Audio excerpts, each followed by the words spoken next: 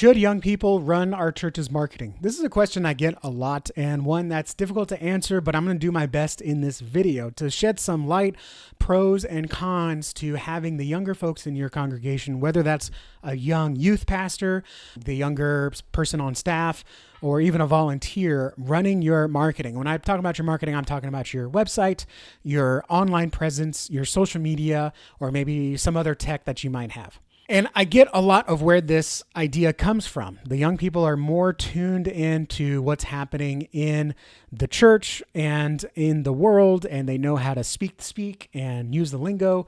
And so it obviously makes sense. If we want to have an online presence, let's give it to someone that's native online.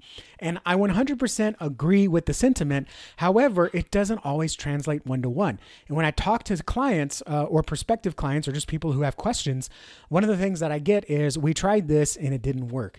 My first question is, well, what did you try? And that's where I get the answer, well, we wanted to be online, so we gave it to our young people who are online. It doesn't translate. Just because you spend a lot of time online doesn't mean you're going to be great at producing content that's online. Just like someone that studies the Bible a lot doesn't necessarily mean they're going to be a great preacher. Pastor, you know that if you preach, there is a lot more that goes into it other than just knowing the Bible.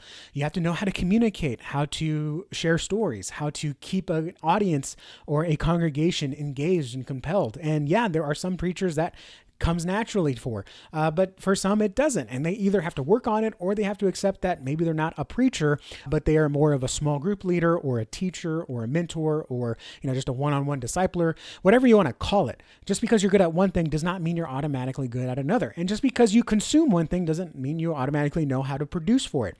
Just because you like to eat doesn't mean you know how to cook. Just because I know how to sleep doesn't mean that I know how to build a bed. Just because someone is young and uses the internet a lot doesn't necessarily mean they understand how to create content that will resonate with others. If you have a young person that does have a online presence, and it doesn't have to be a young person, this works just as well for older folks. There are some great boomers that have great channels on YouTube and Instagram. If they have an online presence, meaning they've got more than a few hundred or several thousand followers on Instagram, TikTok, if that's still around, or YouTube, then yeah, they have an idea of what it means or what it takes to create content and get engagement and grow an audience. And so if you have someone like that, I would absolutely put them at the top of my list of people who can take over the church online presence or take over the church marketing. So should young people run the church marketing? I don't think it's an age thing. I think you're asking the wrong question. It's not an age thing. It's an experience thing, but also a mindset thing.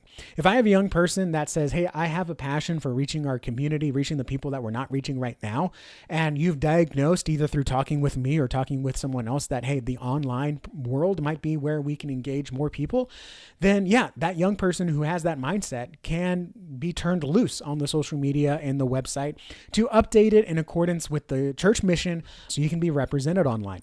But if a young person says, hey, I'm here to serve, and you're like, hey, great, you're young, you know how to use the internet, here's our Instagram login, they're not necessarily going to know what to do. So I hope this video clarified for you that should a young person run the church marketing? I think you're asking the wrong question. The real question is, do they have the right mindset and do they have the experience, or are they willing to learn what it takes to run a church Instagram account or website? And if you are that person, or if you have someone that you want to equip and reach people online on behalf of your church, if you want your church to have a proper representation of the good that God's doing in your church, I highly recommend you check out the Nava Church Marketing Fellowship.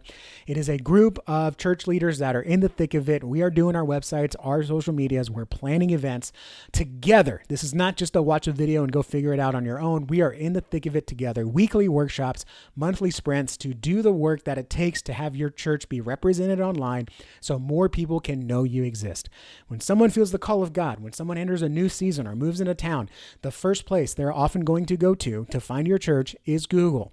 The place they are going to judge your church is not on Sunday morning, and it's not even in the parking lot. It's on your social media profile. So if you want to have a proper representation and for people to see that your church is here to serve them and what Jesus Christ has done for you and can do for them, I highly recommend you check out the Nava Church Marketing Fellowship. Link is down below. Thank you guys for watching this. Like the video if you have not already liked the video, and subscribe so you can get more videos just like this one. God bless, and I'll see you all in the next video.